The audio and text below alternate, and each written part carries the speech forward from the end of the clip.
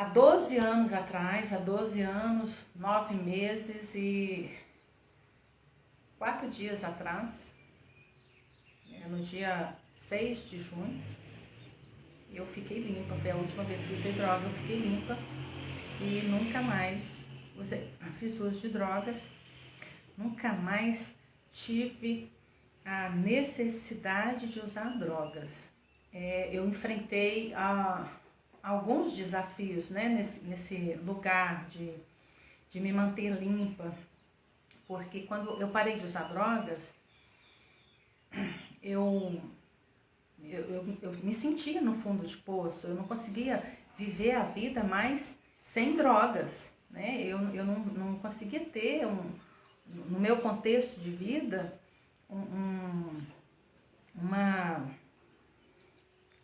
qualidade de vida, algo assim, que estivesse fora do contexto da droga, já não existia mais. E eu, então, era realmente escrava da droga, né? A droga havia dominado todo o meu contexto de vida. Então, quando eu parei de usar drogas, dentro desse novo estilo de vida, era como se eu tivesse voltado a engatinhar. Eu não sabia viver sem drogas. Então, eu precisava recomeçar. E recomeçar do nada, porque não tinha sobrado mais nada, né? Eu não tinha uma vida social, eu não tinha estudos, eu não tinha trabalho. A minha relação familiar estava cada vez pior, né? Cada vez mais difícil. Então, eu precisei recomeçar do zero.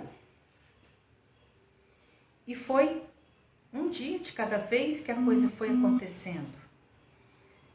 Eu fui reaprendendo a viver, reaprendendo como atender um telefonema sem estar drogada. E era estranho até atender uma chamada telefônica. Eu precisava evitar sair na rua, porque sair na rua já era uma situação de risco, porque eu podia ver alguém, ou podia aparecer alguém me chamando para usar drogas, porque o meu estereótipo era esse. Os meus amigos eram só esses, né? Eram só as pessoas que usavam droga que eu conhecia. Então, se eu saísse na rua, eu corria o risco de trombar com alguém que estivesse passando com a droga e eu não resisti, né? Então, no início, eu precisei me vigiar nesse ponto de evitar que eu estivesse um isqueiro na mão. Se eu quisesse acender um cigarro, eu ia no fogão acender, porque eu precisava evitar um isqueiro. O isqueiro era ferramenta de uso, o isqueiro me remetia ao uso da droga, do crack. E nos primeiros momentos, quando você para de usar droga, né, nos primeiros 15 dias, você está muito vulnerável para a droga. Então, eu fui conseguindo me manter limpa, frequentando grupos de autoajuda e evitando todas as situações que pudesse desencadear uma fissura, alguma coisa, uma onda de vontade de usar. Foi nesse lugar de vigília comigo mesma. E daí, depois, eu comecei a funcionar enquanto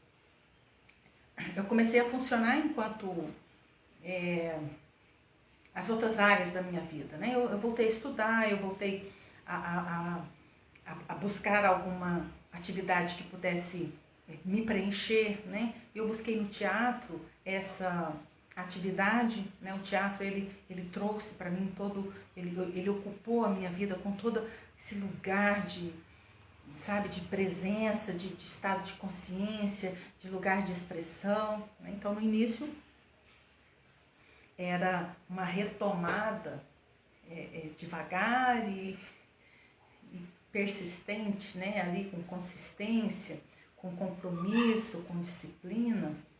Então, a minha vida ela retomou dentro desse contexto, né, de recuperação, de recuperar um dia de cada vez, de dar um passo após o outro, de me posicionar enquanto alguém que tinha um problema, né, que estava limitado, alguém limitado que precisava então de todo um aparato de cuidado para ir para esse outro lugar. E nesse outro lugar é que eu chamo desse novo estilo de vida. Quando você para de usar drogas, você caminha para um novo estilo de vida. Então, eu comecei a criar dentro do meu contexto, eu comecei a me reconstruir e reconstruir um projeto de vida, né, em que surgiu então o teatro, né, depois mais para frente a faculdade, né, o meu processo com as artes veio dentro da faculdade de artes visuais, né, e eu fui me reconstruindo, né, paulatinamente, ano após ano. E cheguei então no processo de trabalhar com outras pessoas que tinham problema com drogas, né? Eu comecei a desenvolver projetos dentro de instituição, projetos com arte e terapia, né? Até que um dia eu desenvolvi a minha própria comunidade terapêutica, né? E criei a CT Renascimento, que era uma comunidade feminina, né, em que eu trabalhava com mulheres que vinham, né, através da família ou por conta própria, vinham participar então desse processo. E lá eu tive um grande aprendizado. Eu posso dizer de uma frustração, um sentimento de frustração, mas assim, era uma realidade chocante.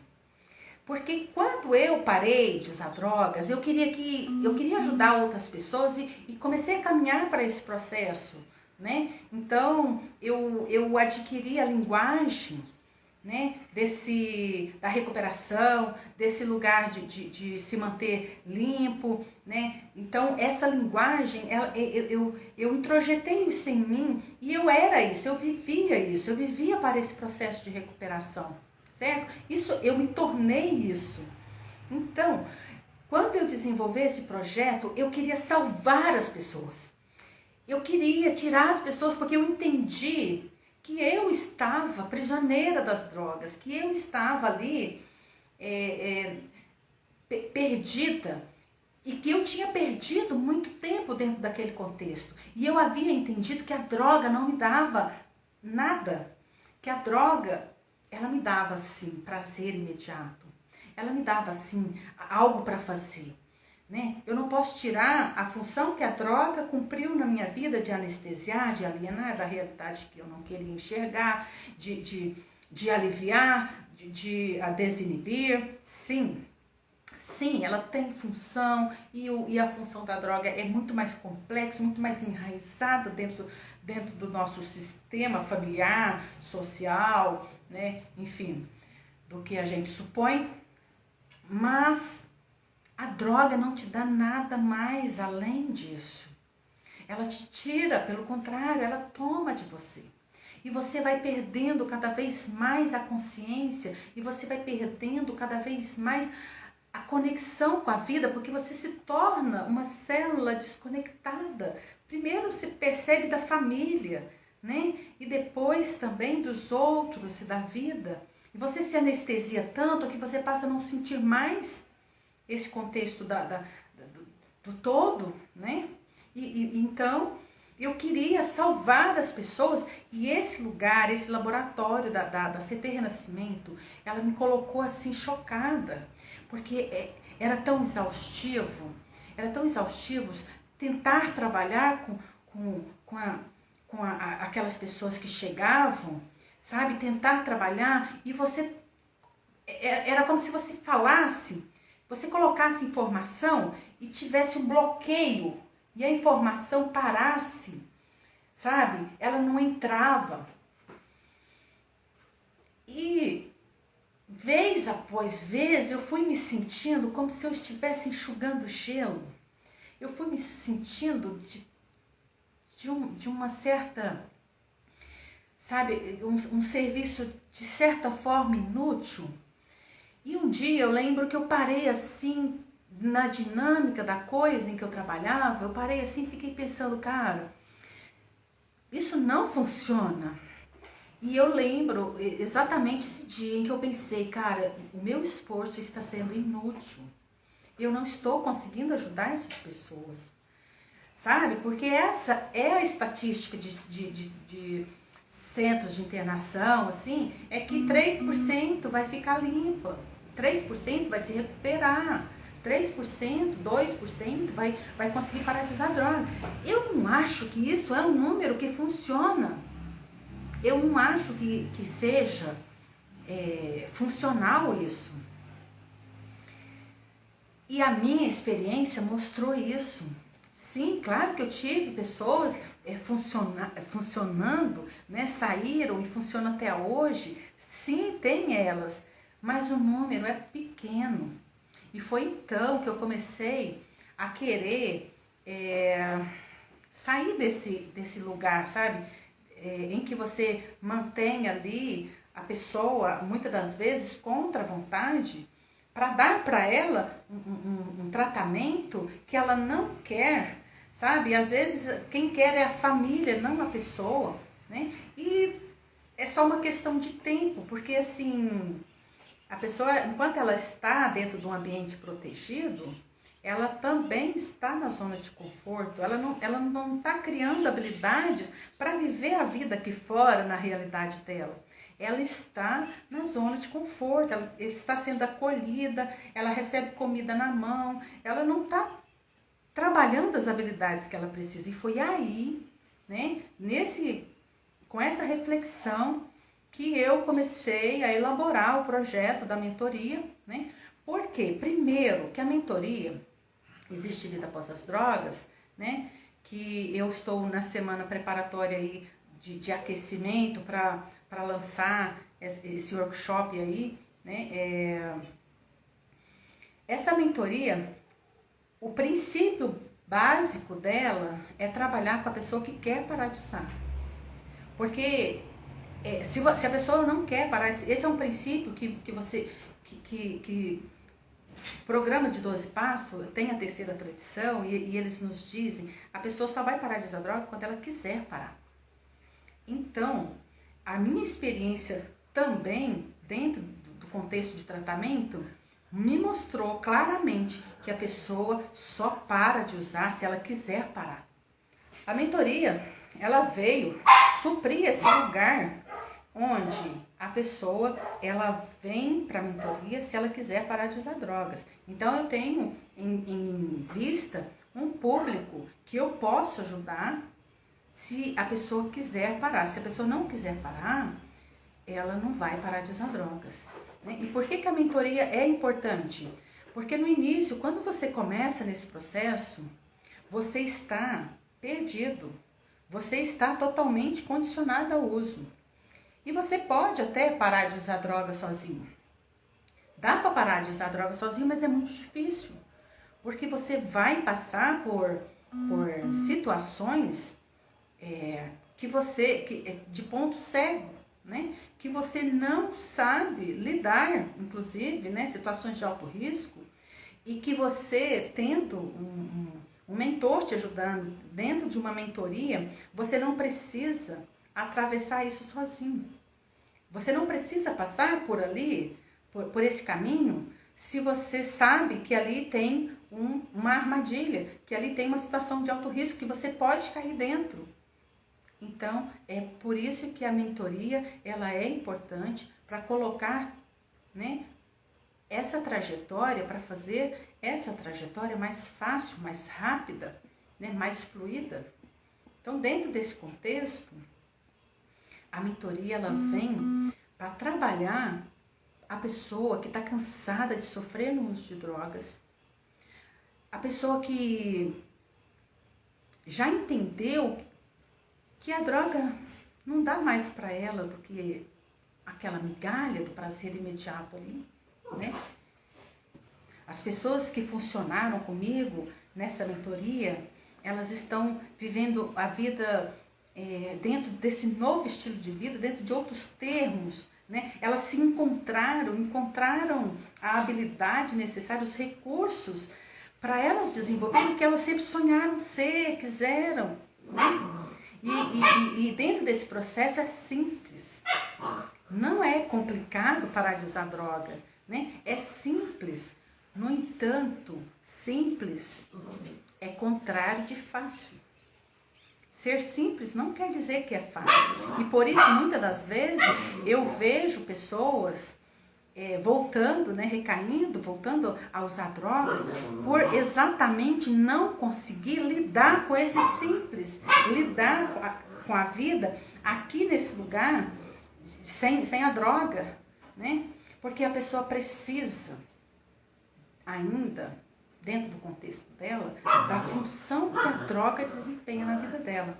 Esse anestesiar, esse alienar, esse contexto de ficar fugindo da realidade, né? Por não suportar, lidar com a realidade, por não aceitar. Ei, o que é isso? O que é isso aqui? Hein? É o meu cachorro, o meu gato aqui, eles aprontam uma bagunça, Janiara. Ai, então, a pessoa, ela não consegue, né? Então, ela vai voltar a usar drogas 1, 2, 30 vezes, né? E dentro desse contexto, então, tudo bem, né? Mas, o cenário do uso de drogas e do parar de usar drogas, existe um gran cânion aqui, entre o uso de drogas, esse cenário, esse lugar da droga, né? E o parar de usar, esse lugar aqui, onde que você vem para esse novo estado, né? Essa nova estrutura, há um gran cânion entre esses lugares. Ei, vai embora. Então, no lugar, nesse cenário, para ficar mais claro, né, esse ponto de vista que eu quero dizer aqui, para ficar mais claro, eu vou trazer aqui, dentro desse cenário do uso das drogas, do uso de drogas aqui, vamos chamar aqui, né, a zona do uso. Nesse lugar existe aqui fuga da realidade, anestesiar a dor, aliviar, né, desinibir-se. O mundo das drogas, ele é um atalho para quem extraviou ali o caminho. E há, como eu quero sempre frisar, uma função que a droga desempenha aqui, certo? Esse lugar, a droga desempenha uma função. E eu vou trazer o exemplo aqui da pessoa que a gente tromba com ela ali no semáforo, né? O usuário de droga que está ali no semáforo pedindo uma moeda, pedindo um trocado para usar drogas, e você sempre passa lá, ele está lá todos os dias, e todos os dias você volta e ele está lá no mesmo lugar, né? Pegando um trocado assim com um trocado com outro. Sim, esse cara, se você for lá perto dele, for conversar com ele, ele tem uma série de justificativas dos porquês ele precisa estar nesse contexto. Ele se justifica ali. Mas quando você vai parar para analisar de perto a situação dele, o cachorro tá me pegando pelo pé aqui, mas tá um caos. Quando você vai parar para analisar o contexto dele, você vai ver que ele está ali, ele, no fundo, ele não quer se responsabilizar. Ele não quer o compromisso que a vida requer dele. Ele não quer assumir compromisso nenhum, muitas das vezes nem com filhos, com trabalho, com horário, com chefe, com ter hora para chegar, sabe? Ele não quer se esforçar e abriu mão. Ele entregou para a droga, simplesmente. Então, nesse lugar é a zona de conforto. A droga é o prazer imediato. É onde que ele aliena da realidade dele. Porque a realidade dele é insuportável para ele, né? E é o lugar que ele esconde dos medos da vida, os terríveis medos do que ele ia precisar para viver, né? Onde ele anestesia a dor das feridas aí que ele não quer sentir ou não quer resolver. Muitas das vezes não quer resolver, né? Por quê? Porque é a muleta, é a justificativa, né? Por que eu preciso usar drogas? Lógico, você vai ver, não, realmente, você precisa. E é esse lugar, né, de aliviar desses encalacramentos, dos bloqueios, problemas criados pelo próprio uso de droga. Que você vai ver que o problema está sendo criado e criado de novo pelo próprio uso de droga da pessoa, né? Ela espera que as coisas aconteçam sem esforço, por passe de mágica, né? E é por isso que eu me vi dentro do contexto ali de tratamento da dependência química, enxugando gelo. Era como enxugar gelo, porque todos os dias você tinha aquela demanda e no outro dia tinha de novo. Não resolve. Por quê? Porque a pessoa ela não quer resolver. Porque eu garanto, quando você quer resolver, vem não. Quando você quer resolver, você resolve. Quando você quer resolver, você resolve. Da onde você estiver, no pé que você tiver, você começa a resolver, né? E a maioria dos dependentes químicos que eu vi dentro do contexto de tratamento, família paga caro. Eles não querem parar de usar drogas. Eles não querem sair da zona de conforto. E eu entendi porque que meu pensamento é que tratamento para dependência química não resolve dentro desse contexto, precisa dele, mas não resolve dentro desse contexto. 1 ou 2%, sabe, de um grupo de 100 pessoas vai parar 1%, isso não é resultado. Isso não é resultado. 1, 2% não é resultado ao longo de um ano inteiro. Sabe? Então, assim, precisa. Mas a família está gastando um dinheiro que ela não tem. Sabe quanto que é uma internação? R$1.500. Sabe quanto que é uma internação para pobre? É 1.200. E pobre, a mãe, ela trabalha de doméstica 2, 3 casas para pagar a internação. Eu tenho cliente assim, para pagar a internação para o filho de 36 anos, de 40 anos, de 20, de 19. Quando os caras podiam estar, né, funcionando, trabalhando, trazendo, né, a solução para dentro de casa. Não, a família está gastando o que ela não tem. E ela vai continuar gastando o que ela não tem para tentar salvar uma pessoa que não quer ser salva.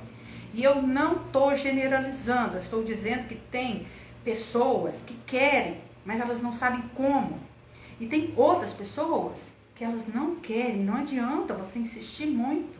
Pode gastar o dinheiro que for, a família vai tentar salvar, mas não vai resolver enquanto a pessoa não quiser parar de usar. Você pode trancar, fechar, bater, brigar, ela não vai parar de usar, né? Então, dentro desse outro cenário aqui, que é o lugar de parar de usar drogas, é um lugar em que você precisa buscar o seu autoconhecimento, se autoconhecer. Você precisa querer sair da ilusão e da fantasia. Você precisa querer pisar no chão, sentar aqui, ó, nesse chão, nesse lugar em que a realidade da coisa acontece. Você precisa querer recomeçar lá de onde você parou. Onde que você parou a sua vida? Dependente químico, ele é um eterno Peter Pan. Ele não quer crescer. Ele não quer assumir a responsabilidade da vida e quer se tornar, se você for conversar mais de perto com o dependente químico, 30 anos, 40 anos, 50 anos, é uma criança muitas das vezes com um estado de rebeldia, de pirraça, de birra, de vingança, né? Esse lugar imaturo, né?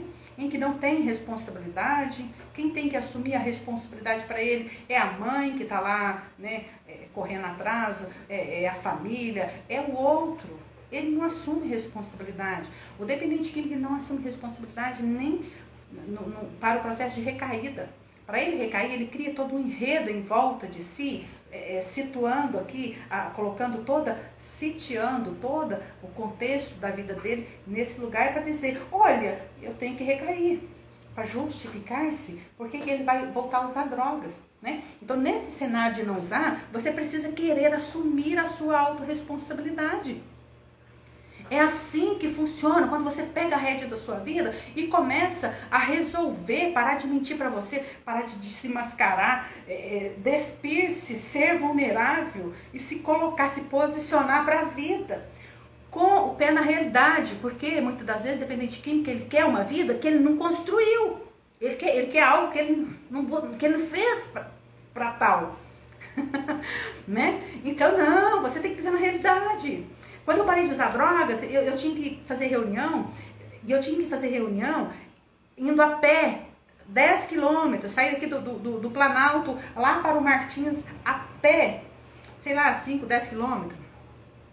Por quê? Porque eu não tinha R$2, porque eu não trabalhava, porque eu não tinha dinheiro para correr atrás. Eu tinha uma bicicletinha que muitas das vezes me salvou de não voltar a usar droga. Por quê? Porque ela fez a caminhada mais rápida para mim, para eu correr, para não usar. Gente, funciona quando você quer funcionar, né? Você precisa querer resolver o passado com aceitação, com auto-perdão, com entrega. Esse lugar de adoecimento da dependência química, muitas das vezes a pessoa ela fica presa no passado, das coisas que aconteceu. Sim, aconteceu um monte de merda comigo também, mas eu precisei me libertar daquilo. Eu não precisava carregar a merda do passado comigo mais. Eu aprendi a viver aqui, em estado de presença, no hoje. E é assim que funciona. Quando você vai parar de usar droga, você tem que vir para esse lugar de estado de presença, porque aqui você consegue, em estado de consciência, em estado de presença, respirar, se colocar exatamente no momento do agora. Você tem controle sobre as suas escolhas, sobre o que você vai fazer ou não vai fazer. Mas aqui, se você se alienar nesse lugar aí, nesse vácuo, sabe, de passado e futuro, você se perde muito fácil, porque a vida é dinâmica, não para, as coisas estão acontecendo, né? Então,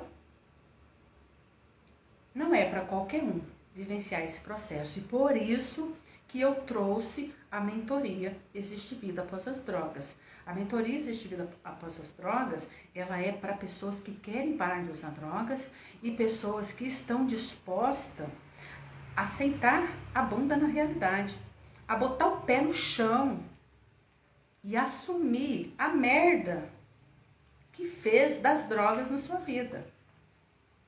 A assumir, porque quando você chega nesse lugar, para você iniciar o processo, tem uma zona de um caos inicial que você precisa atravessar, que realmente parece que a coisa vai piorar. Por quê? Porque, claro, anos vivendo a vida sob o efeito da droga, né, tem um monte de coisa aqui que está desorganizada, que não está legal. Então, para você atravessar esse processo, e você vai sair da zona de conforto, ali onde que você estava, né, a zona conhecida do uso da droga, aquela dinâmica toda, onde que você aprendeu a estar condicionado ali, né, para vir para esse outro lugar aqui, da zona desconhecida. Esse outro lugar, no início, até atender um telefone sóbrio, sem fazer o uso de drogas, conversar com uma pessoa sóbrio é difícil. Então, nesse lugar, ao atravessar esse caos aqui, né, parece que a coisa tá pior, certo? Mas é só o processo de construção, de desconstrução que você precisa atravessar. É como fazer qualquer reforma. Toda reforma que você vai fazer, ela vai demandar uma bagunça inicial. Se você for reformar a sua sala, você vai ver homens transitando areia, cimento, né? Um monte de coisas, tá? Carrinho. Por quê?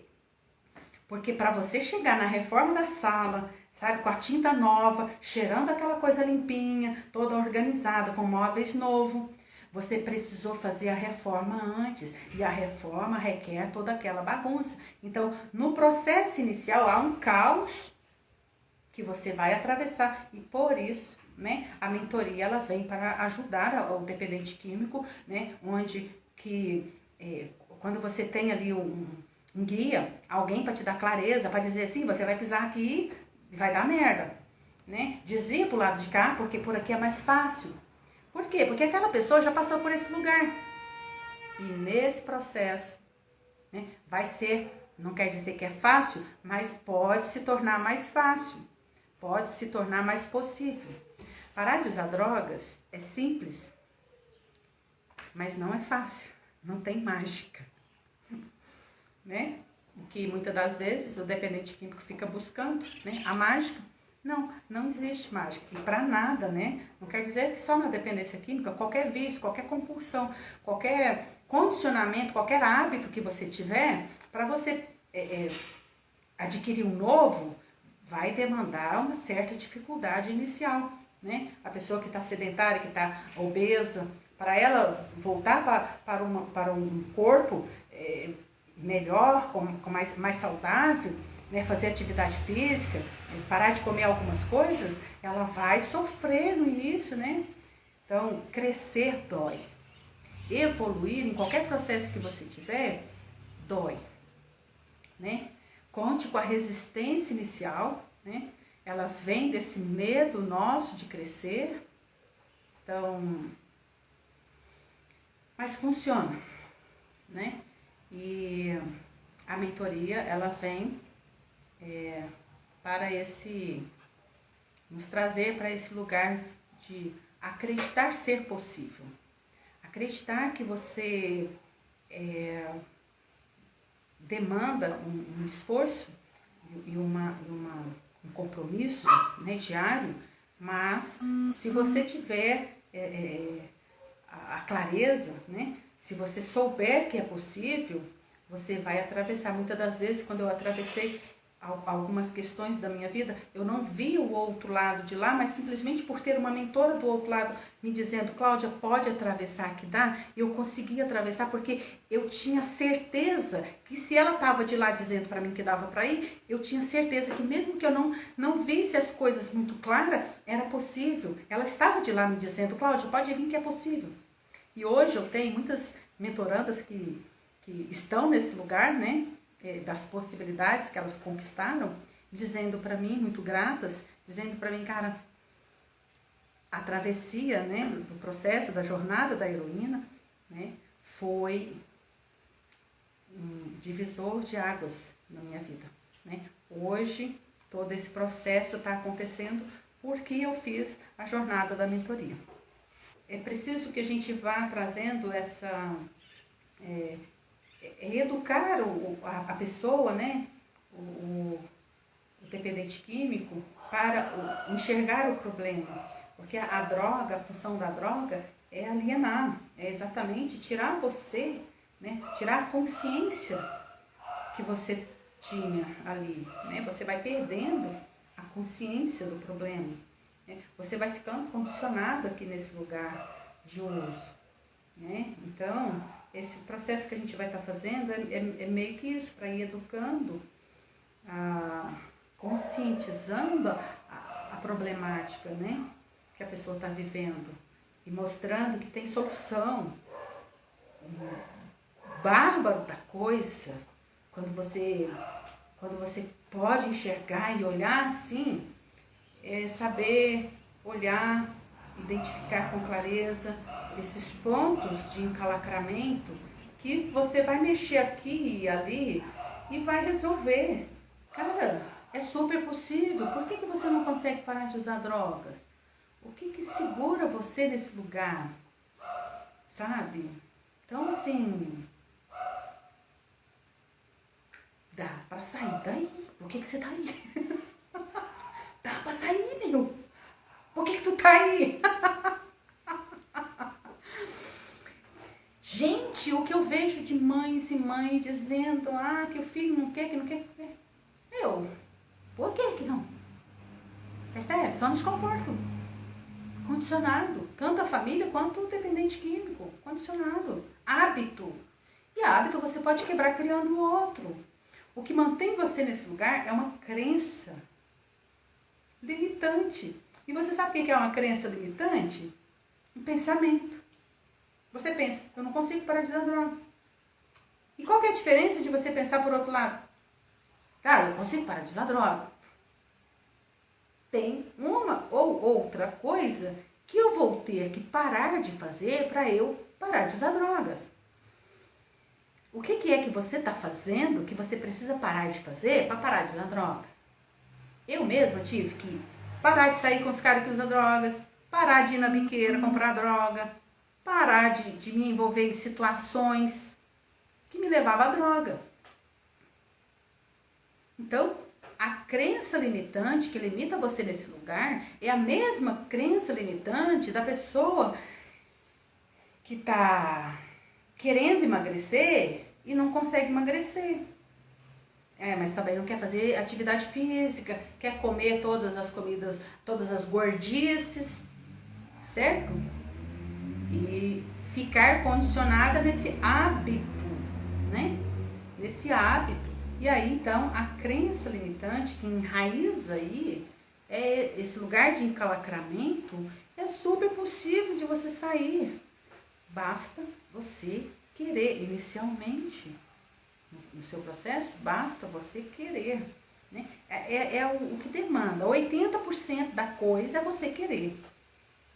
Os outros 20% é um processo. É um passinho de cada vez, né? Quando você quer, as coisas acontecem.